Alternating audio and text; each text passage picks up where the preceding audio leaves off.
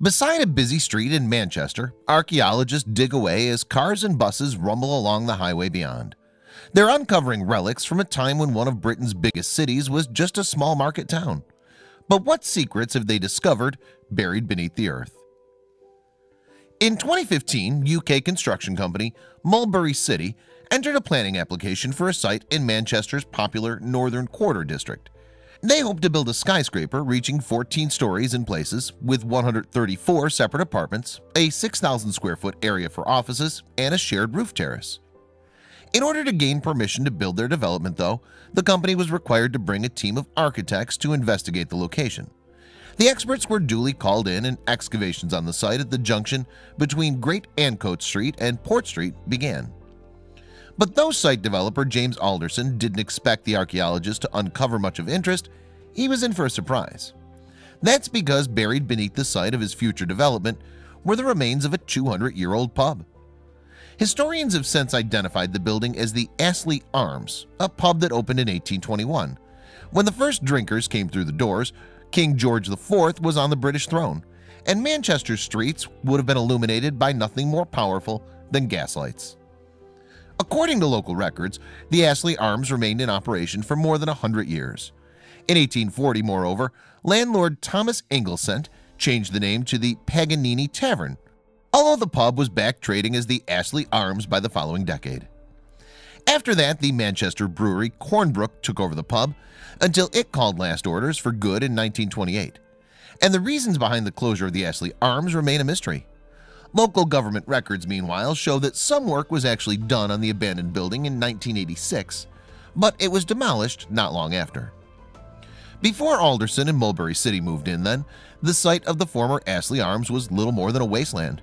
But thanks to the work of senior archaeologist Aidan Turner and his team, a fascinating part of Manchester's history is being revealed.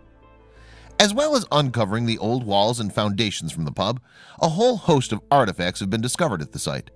They offer a unique insight into what day-to-day life would have been like in real 19th century tavern.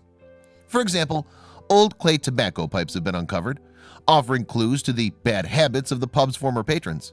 The team has also found receptacles commonly used with quills, suggesting that perhaps some of them must have been of a literary bent.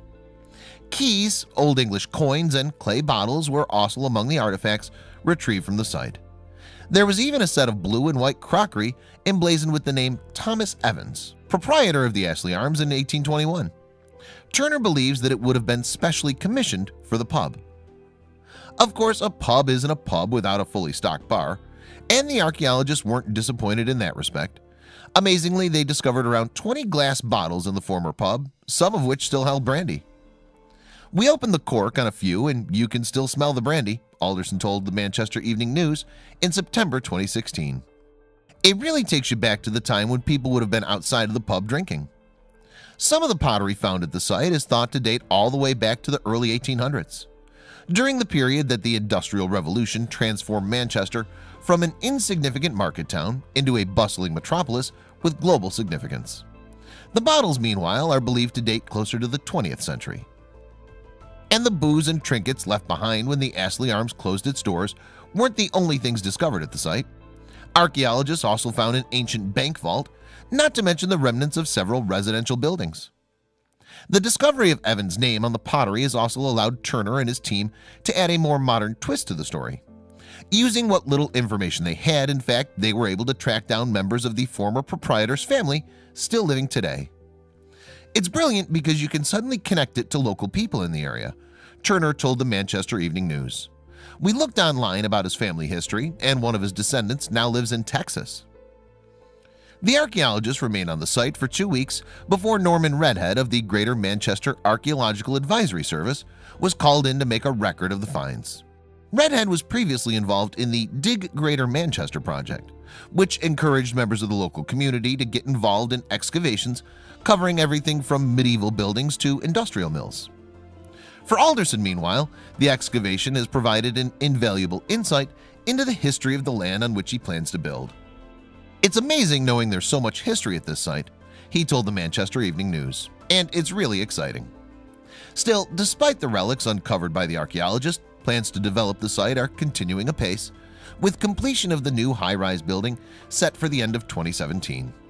Meanwhile, some of the finds are headed for Manchester's Museum of Science and Industry, where they'll be on show to the public, although there's no word yet whether or not the centuries-old brandy will be among them.